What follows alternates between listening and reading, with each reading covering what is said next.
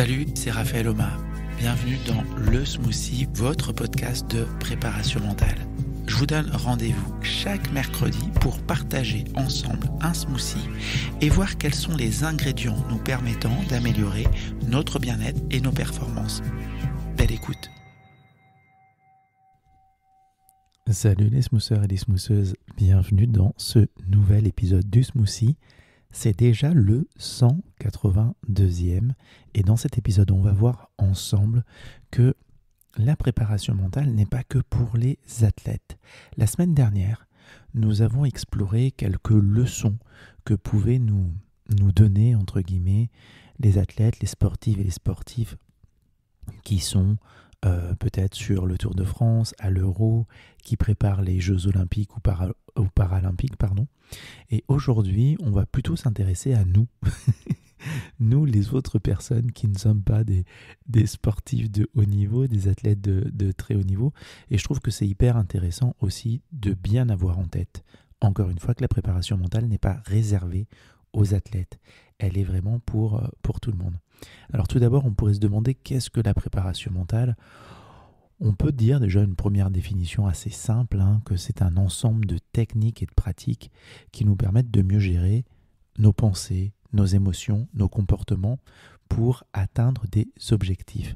J'ai aussi décidé de vous donner une petite définition qui est issue de mon livre « 8 clés pour gérer son stress », comme les champions aux éditions Le Duc.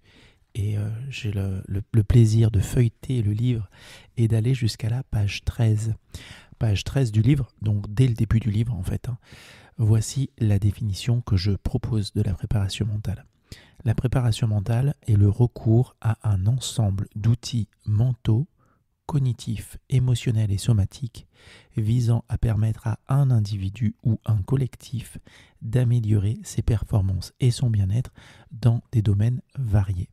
Donc voilà la petite définition que moi je donnais en 2022. Très rapidement, des outils mentaux, cognitifs sur le traitement de l'information notamment, émotionnel et somatique. Somatique aussi pour dire, mais ça, si vous êtes des habitués du smoothie, vous le savez, que l'aspect mental, comportemental, va influencer aussi l'aspect mental. Voilà en gros sur qu'est-ce que la préparation mentale. Et donc on peut déjà se dire, quand on reprend la première définition donnée, des techniques et des pratiques qui nous permettent de mieux gérer nos pensées, nos émotions, nos comportements, qu'en fait, ça peut s'adresser, encore une fois, à tout le monde. Et je trouve vraiment que cette discipline, la préparation mentale, offre de nombreux avantages aussi aux non-sportifs et non-sportives. Par exemple, dans notre vie quotidienne, elle nous aide à mieux gérer notre stress, à améliorer notre concentration, à rester motivé. Au travail, vous arrivez dans une nouvelle entreprise par exemple, elle peut nous permettre de mieux gérer les défis, d'améliorer ma productivité, de renforcer ma résilience dans les moments un peu plus complexes. Et puis elle peut aussi renforcer quand j'arrive dans une entreprise. Elle peut m'aider à renforcer le lien aussi avec les autres. C'est-à-dire que si l'entreprise fait appel à un préparateur mental, ce préparateur mental ou cette préparatrice vont pouvoir aider à m'intégrer, à concevoir des objectifs communs. Le PM va peut-être nous aider à comprendre à quel point nous sommes complémentaires les uns des autres, à ne pas se faire la guerre entre tel ou tel service, parce que ceux qui sont au service commercial ne comprennent pas trop ceux qui sont au service marketing et comprennent encore moins ceux qui sont au service de la production. C'est tout à fait fictif, bien entendu. Et finalement, on peut aussi mieux comprendre les difficultés de tel ou tel service, tout comme ça peut être aussi valable dans un staff qui travaille avec des sportifs, mais je veux dire, le staff lui-même n'est pas dans une production de performances sportives, il prépare des personnes qui après performent.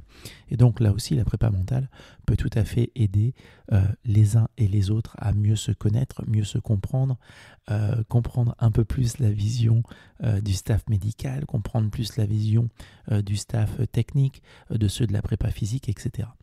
Et si on sort de l'aspect professionnel, que ce soit en entreprise ou dans le sport, sans être soi-même le sportif ou la sportive, dans notre vie familiale et personnelle, la préparation mentale, elle peut aussi améliorer nos relations, notre qualité d'écoute avec les personnes qui nous sont chères et qui nous sont importantes, et puis aussi avec ces personnes qu'on aime, qu'on adore, avec lesquelles on passe beaucoup de temps. Il y a aussi un enjeu à bien gérer nos émotions. Typiquement avec nos enfants, avec nos proches, c'est des personnes qui peuvent très vite nous toucher au niveau émotionnel, là où avec d'autres personnes on serait plus sur quelque chose d'un peu plus cognitif. En tout cas, l'émotion serait moins prégnante. Alors quelques exemples pour illustrer ces points. J'ai pris 3 exemples. Le premier exemple, c'est un environnement professionnel d'un entrepreneur. Voilà. Imaginons un entrepreneur qui utilise l'APM pour gérer son stress au travail. Cette personne se fixe des objectifs très clairs. Elle pratique également la visualisation tout en utilisant des techniques de relaxation. Ainsi, cette personne va pouvoir davantage être concentrée, être productive, même dans les moments de grande pression. Et puis là, on arrive sans doute à la veille, à l'approche en tout cas des vacances. Ça commence à sentir pour certains et certaines les vacances. Avoir de la clarté là sur ses objectifs lui permet aussi d'arriver plus facilement à déconnecter, de profiter pleinement de ses congés en sachant que tout est planifié pour la rentrée. Il sait exactement ce qu'il veut faire ou ce qu'elle veut faire, cette personne, en termes d'objectifs de processus, objectifs de performance, objectifs de résultats. Ça ne veut pas dire que tout va se passer comme elle le souhaite, mais en tout cas, il y a de la clarté là-dessus. Et comme on dit parfois, j'ai plus la référence là, mais en tout cas, je pense que si Jean-Christophe Maisonneuve écoute, il pourra nous la donner. Mais la clarté est un pouvoir. La clarté est un pouvoir de Tony Robbins, voilà. Au niveau des parents, je disais tout à l'heure que nos proches là, peuvent très vite nous toucher d'un point de vue émotionnel. Un parent, un papa, une maman qui utilise la préparation mentale pour améliorer par exemple la communication avec ses enfants, c'est aussi quelqu'un qui du coup va donner davantage de place aux émotions de l'autre, va mieux comprendre et identifier ses propres émotions.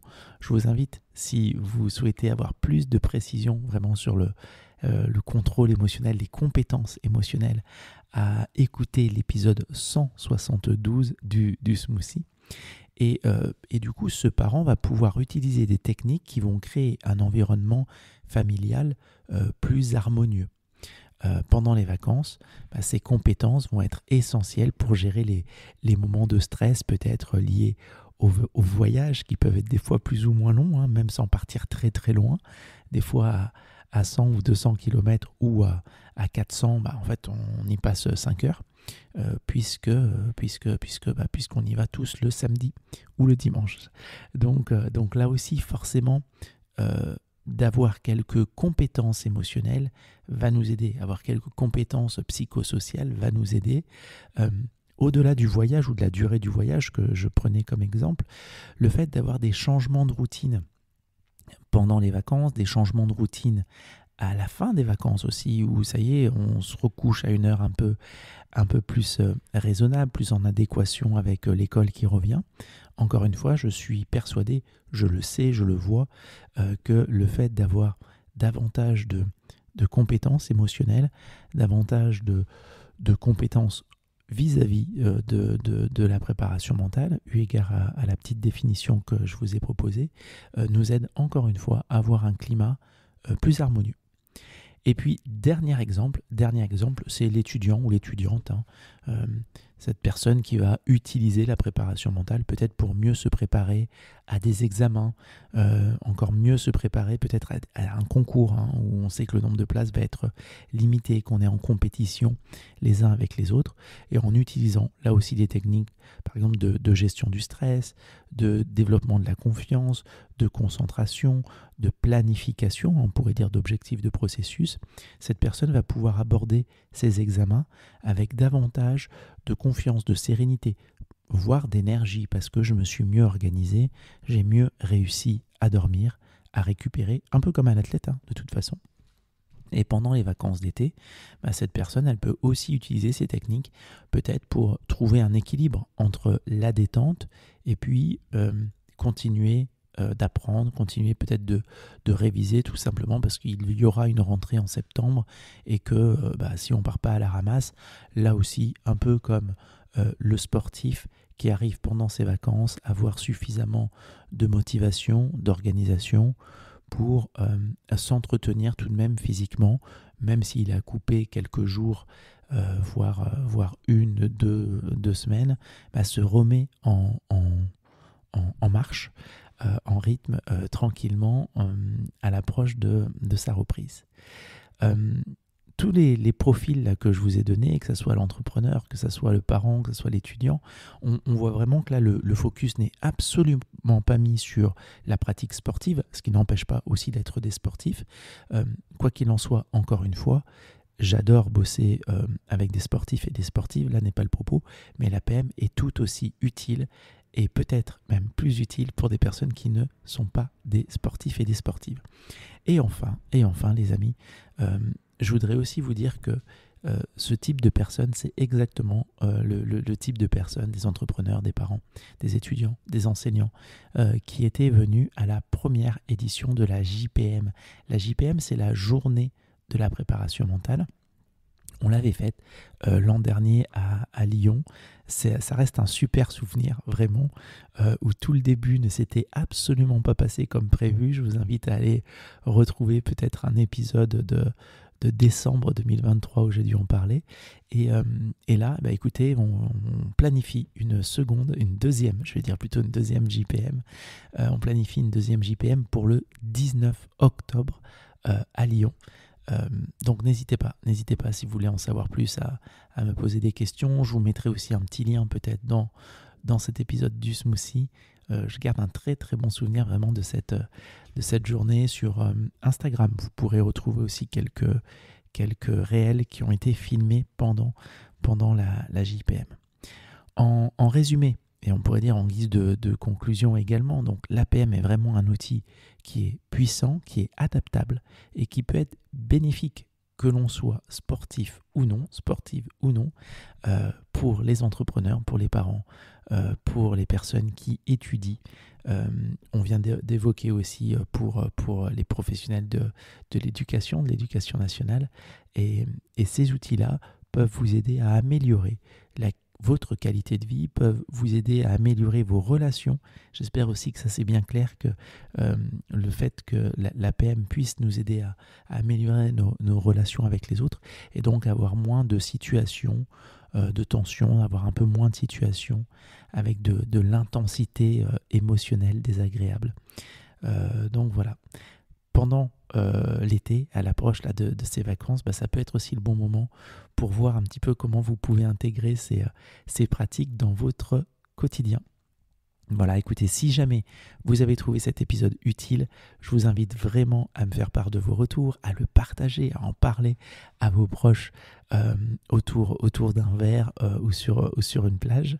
Et puis, n'oubliez pas, on pourra peut-être se retrouver lors de la deuxième édition de la JPM le 19 octobre à Lyon.